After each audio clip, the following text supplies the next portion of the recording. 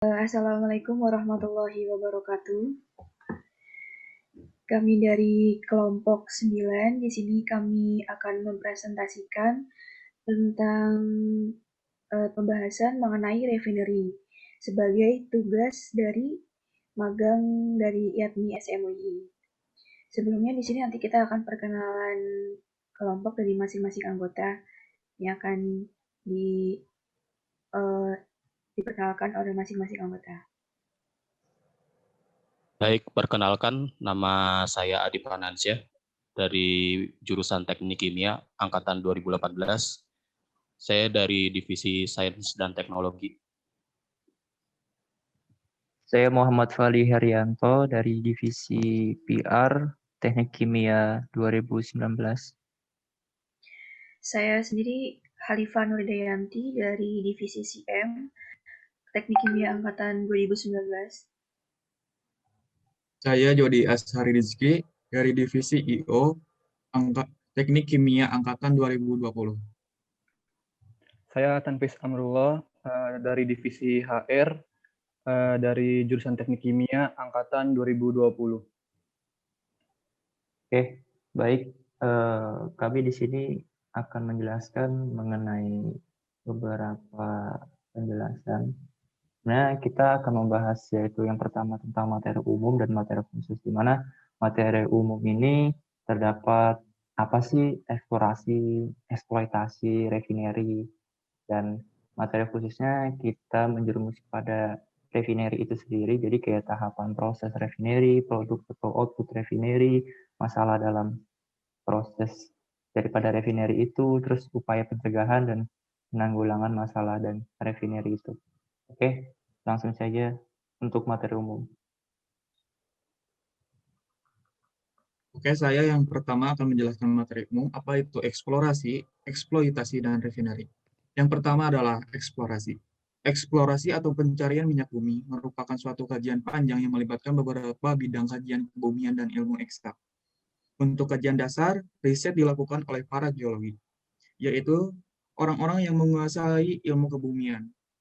Mereka adalah orang yang bertanggung jawab atas pencarian hidrokarbon tersebut. Terus yang kedua ada eksploitasi. Apa itu eksploitasi? Eksploitasi adalah rangkaian kegiatan yang bertujuan untuk menghasilkan minyak dan gas bumi dari wilayah kerja yang ditentukan. Wilayah kerja yang ditentukan yang terdiri atas pengeboran dan penyelesaian sumur, pembangunan sarana pengangkutan, penyimpanan dan pengolahan untuk pemisahan gas, dan pemurnian minyak di lapangan serta kegiatan lain yang mendukungnya. Terus selanjutnya, refinery. Apa itu refinery? Refinery adalah proses pengolahan bahan baku yang didapatkan dari bahan baku alam yang diolah menjadi bahan yang dibutuhkan. Oleh karena itu, refinery atau yang biasa kita sebut dengan kilang minyak merupakan fasilitas industri yang sangat kompleks dengan berbagai jenis peralatan, proses, dan fasilitas pendukungnya. Selain itu, pembangunannya membutuhkan biaya yang sangat besar. Kilang minyak merupakan salah satu bagian downstream paling penting pada industri minyak bumi. Oke, baik, saya akan menjelaskan proses pengolahan refinery yang tadi sudah disampaikan oleh Jody. Refinery itu kan kilangnya, hingga secara garis besar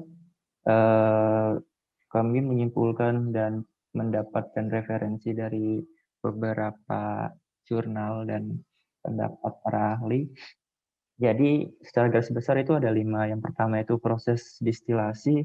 Proses distilasi yaitu proses penyulingan berdasarkan perbedaan titik didih. Nah, proses ini berlangsung di kolom distilasi atmosferik dan kolom distilasi vakum. Nah, itu yang pertama. Yang kedua itu proses konversi, proses untuk mengubah ukuran dan struktur senyawa hidrokarbon. Nah, termasuk dalam proses ini ada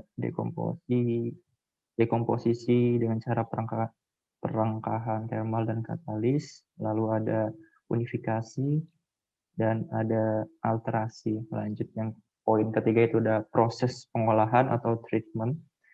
Yang dimaksud ini adalah menyiapkan fraksi-fraksi hidrokarbon untuk diolah lebih lanjut.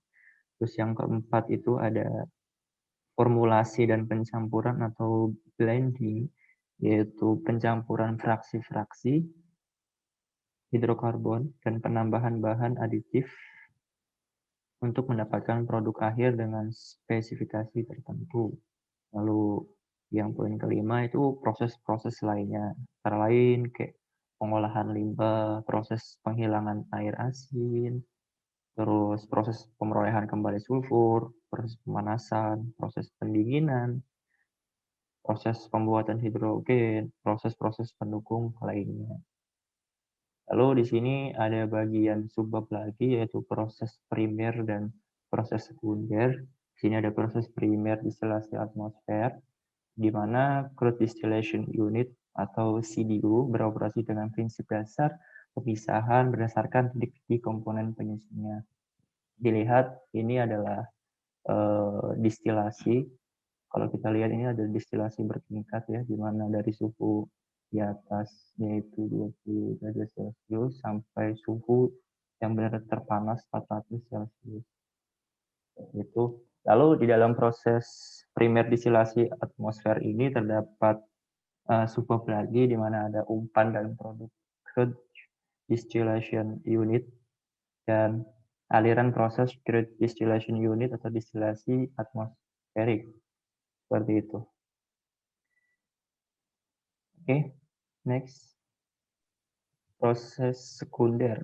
Nah, tadi kan pertama ada proses primer dan sekarang proses sekunder, di mana proses ini dilakukan untuk mengubah fraksi yang satu ke fraksi yang diinginkan. Perubahan fraksi dapat dilakukan dengan beberapa proses. Yang pertama yaitu ada cracking, polimerisasi, alkilasi, reforming. Selanjutnya di sini ada produk atau output dari refinery. Yang pertama ini ada minyak bensin, yaitu merupakan produk terpenting dan terbesar dari kilang minyak tersusun dari hidrokarbon rantai lurus, mulai dari C7 hingga C11. Lalu untuk minyak tanah adalah cairan hidrokarbon yang tak berwarna dan mudah terbakar, diperoleh dengan cara distilasi fraksional dari petroleum pada suhu 150 derajat Celcius dan 275 derajat Celcius. Selanjutnya ada minyak distilasi, merupakan minyak yang diperoleh melalui proses penyulingan atau pemisahan zat berdasarkan perbedaan titik didihnya. Prosesnya itu berlangsung di kolom distilasi atmosferik maupun vakum. Contoh produknya itu biasanya kalau distilasi ringan tuh kayak ada minyak bensin, distilasi menengah ada minyak tanah, minyak bakar, dan residu. Untuk minyak residu sendiri, itu merupakan sisa minyak mentah yang diperoleh dari proses operasi penghilangan minyak mentah setelah gas olin, minyak tanah, minyak diesel, dan minyak gas dikeluarkan. Next. Lalu di produk selanjutnya itu ada bahan baku petrokimia. Bahan baku petrokimia sendiri merupakan kandungan senyawa hidrokarbon yang didapatkan dari hasil pengolahan minyak dan gas bumi maupun pencairan batu bara, dengan kandungan unsur utamanya yaitu karbon dan hidrogen, beserta turunannya. Selanjutnya itu ada pelarut. Pelarut itu adalah zat yang melarutkan zat lain untuk membentuk suatu larutan. Biasanya pelarut itu yang paling banyak digunakan biasanya adalah zat cair seperti alkohol, air, dan aseton. Lalu ada minyak pelumas. Minyak pelumas sendiri merupakan hasil fraksi distilasi minyak bumi yang memiliki suhu 105 sampai 135 derajat Celcius. Biasanya umumnya itu pelumas terdiri dari 90% minyak dasar dan 10% zat tambahan. Baik, selanjutnya ada masalah dalam refinery. Tentu saja, jika kita memproses refinery, biasanya terdapat masalah-masalah dalam proses refinery ini. Apa sajakah itu? Yang pertama, tidak adanya pengawasan. Jika tidak terdapat pengawasan yang dilakukan, bisa saja ada beberapa masalah kecil atau besar yang lainnya. Yang kedua, tidak mematuhi aturan yang berlaku. Ini bisa saja menjadi masalah yang serius ketika kita memproses refinery ini. Jika kita tidak mematuhi aturan. Yang ketiga, ada pembersihan alat yang digunakan. Masalah berikutnya terjadi ketika kita membersihkan alat yang kita gunakan, terdapat kerusakan kecil yang mengakibatkan terhambatnya proses refinery ini. Yang keempat ada faktor lingkungan. Biasanya faktor ini terjadi ketika kita bencana alam dan lain sebagainya. Next. Ini ada beberapa contoh, yaitu ion core CI 1566. Korosi merupakan masalah yang serius pada industri minyak dan gas. Korosi terjadi karena ada proses elektrokimia, anodik dan katodik. Bahan penyebab korosi bisa terbawa oleh fluida cair maupun gas. Korosi pada fluida cair dapat terjadi karena adanya tingkat gas keasaman, fluida cair yang rendah, kandungan dari gas CO2 dan O2 terlarut. Selanjutnya ada ion Folan AF 2099. Fouling merupakan endapan yang terbentuk pada dinding peralatan dan bersifat merugikan. Pembentukan fouling akan membentuk lapisan deposit pada heat exchanger. Akumulasi deposit pada perbentukan alat penukar kalor menimbulkan kenaikan pressure dan menurunkan efisiensi transfer panas. Fouling biasa terjadi di pipeline dan berbagai peralatan penghasil panas seperti boiler dan heat exchanger. Untuk setiap ada pencegah kecelakaan yang ada di refinery, di sini adalah perlu adanya langkah-langkah yang dilakukan untuk mencegah kecelakaan tersebut. Maka program pencegahan kecelakaan kerja yang dapat diterapkan guna menghindari kecelakaan yang serupa merupakan hal yang sangat perlu dan perlu juga ketelitian. Dalam hal ini tentunya tidak lepas dari manajemen kontrol untuk mempermudah pencegahan kecelakaan. Di sini manajemen kontrol sendiri dapat dibagi menjadi 3 bagian tingkatan besar. Antara lain yaitu yang pertama adalah kontrol sebelum kontak atau pre-contact control. Untuk pre-contact control ini adalah merupakan tingkatan yang termasuk segala sesuatu yang kita lakukan untuk mengembangkan dan melaksanakan suatu program untuk menghindari resiko-resiko, mencegah kecelakaan atau kerugian yang terjadi, dan rencana tindakan untuk mengurangi kerugian jika dan sewaktu kontak terjadi. Kontrol sebelum kontak ini adalah tingkatan yang paling bermanfaat karena bisa mengembangkan suatu program yang optimal, membuat standar yang optimal, memelihara prestasi umpan balik yang berhasil, guna dan mengelola pelaksanaan dengan prestasi yang standar. Sasaran utama dari pre-contact control ini adalah untuk pencegahan itu sendiri. Dan tingkatan yang kedua yaitu adalah kontrol sewaktu kontak atau contact control. Kecelakaan itu sendiri biasanya adalah kontak dengan sesuatu, sumber energi atau bahan di atas ambang batas yang ada di lingkungan kerja. Pengendalian pada waktu kontak tidak untuk mencegah kecelakaan, akan tetapi contact control ini digunakan untuk mengurangi sejumlah tenaga yang berpotensi besar terjadinya kontak. Dan untuk tingkatan yang terakhir yaitu kontrol setelah kontak atau post contact control.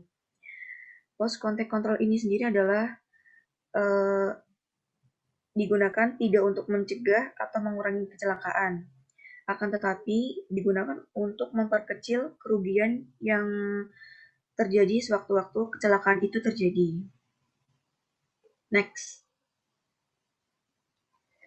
Nah, setelah kecelakaan atau kontak tingkat kerugian dapat pula dikendalikan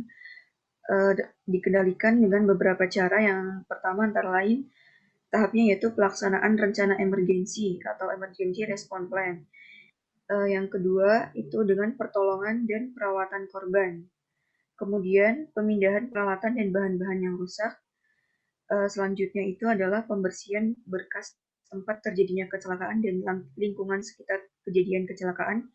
Dan langkah yang terakhir ini adalah melakukan rehabilitasi karyawan yang cedera agar bisa segera melakukan pekerjaannya kembali.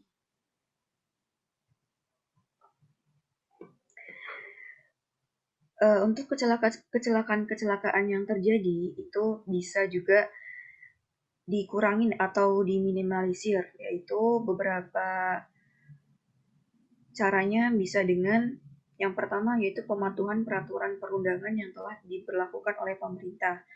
Jadi untuk meminimalisir kecelakaan itu bisa dengan penekanan kembali pematuhan peraturan yang telah ditetapkan agar kecelakaan tidak dapat menimbulkan kerugian yang terlalu besar. Yang kedua yaitu penetapan standar-standar resmi mengenai keselamatan dan kesehatan kerja bagi karyawan-karyawan itu sendiri. Selanjutnya yaitu bisa dengan pengawasan terhadap pelaksanaan peraturan perundangan yang telah diterapkan. Dan diperlukan juga pelatihan-latihan yang lebih dalam keselamatan kerja, yaitu praktek kerja khusus bagi tenaga kerja baru, agar tenaga kerja baru tersebut lebih bisa menghandle sehingga kecelakaan itu bisa terkurangi. Dan yang terakhir yaitu peningkatan kesadaran mengenai pentingnya keselamatan dan kesehatan kerja yang diterapkan atau safety awareness. Terima kasih dan mohon maaf bila ada banyak kesalahan yang kami presentasikan. Kurang lebihnya mohon maaf. Wassalamualaikum warahmatullahi wabarakatuh.